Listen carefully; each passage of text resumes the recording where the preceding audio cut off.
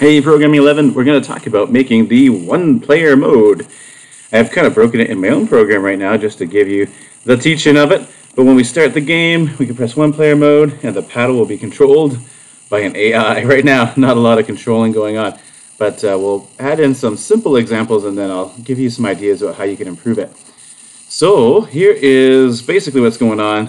The intro function, intro function.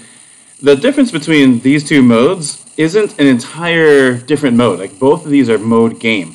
I'm not making a game 1 and game 2 mode or anything. It still uses, like, if I show you, sorry, where we got, yeah, see, it's still the same mode framework. I'm still just using game. So what I do, though, is when I click on, I'll go to the intro clicks.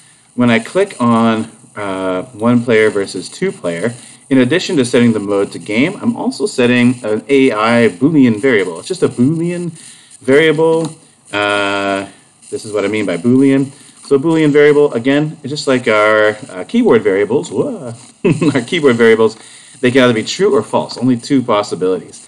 So in here, I am setting it either to true or false. If I click on the one-player mode, I set AI to true.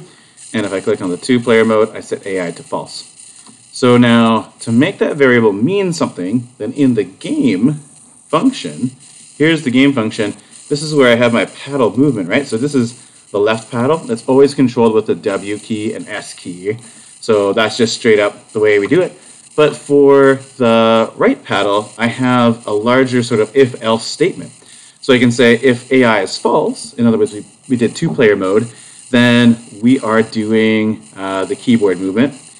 Else, if it was true, then we're going to do the AI movement. So that way, the keyboard will turn off when AI is set to true, at least for the right paddle.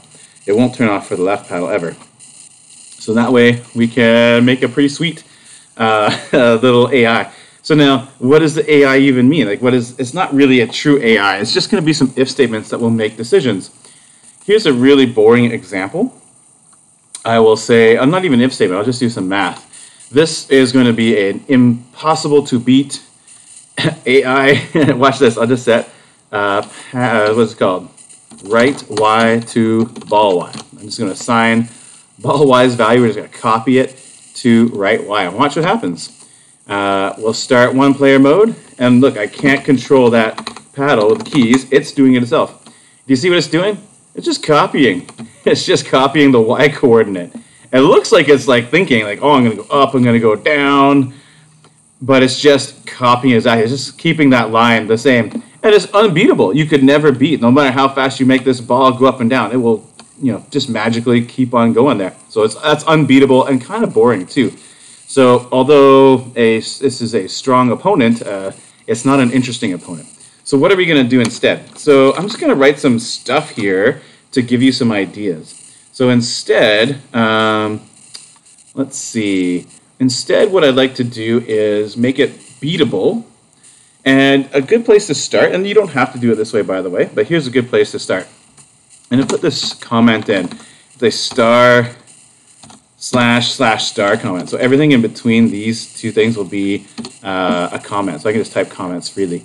So one thing you could think about, I'm just going to write in English, if the ball is above the paddle. I guess I'll say right paddle. I pressed the thing.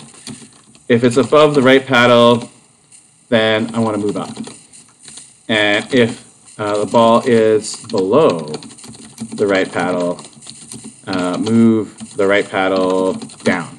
So, previously we have if the the up key is pressed, move the paddle up. If the down key is pressed, move the paddle down. Now it's not about keys, it's about where is the ball. So if it's above, we go up.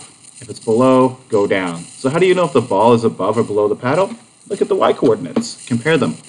Another thing I would do is, both of these things, I would only do these things just to give it, that's still going to be pretty strong.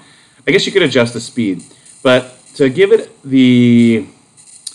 a little bit more of a weakness, you could make it so that only do these two things if the ball is on the right side. And both of these things are sort of contained inside of that if statement. Or you could combine it with each of these conditions as well. So if the ball is on the right side, then do this. If it's not on the right side, it would just kind of stay frozen, which gives you the ability to kind of get it out of position. It's still pretty strong if you do it this way, but that additional weakness is going to make it fair. Well, I don't know if fair is the right word, but make it possible to beat. So this is a more interesting, beatable AI, and it's just if statement, so you're probably thinking, what, this isn't AI. But what do you think's going on in every video game? Maybe not every video game. There are machine learning bots that do get deployed, but pretty much, like if you're in Minecraft, like a creeper making decisions to go and blow you up, or a skeleton shooting at you or something. That's just if statements as well. They're just thinking about the math of the game and making decisions based on numbers. So this is no different. So here's a recipe, if you will. It's called pseudocode. A recipe for the algorithm of the AI. This is no joke, it's an algorithm. Simple one, but it's an algorithm nonetheless. Can you turn that into processing code? Or if you want, this is a pretty rich space to explore. If you want to try and make even more interesting AIs, you're most welcome to explore that there too. Okay, so I'm going to stop the video there. I hope that works out well for you. And if not, feel free to ask questions in Teams or in class. You can come in Flex time, whatever you need. Okay, thanks, Programming 11. Bye-bye.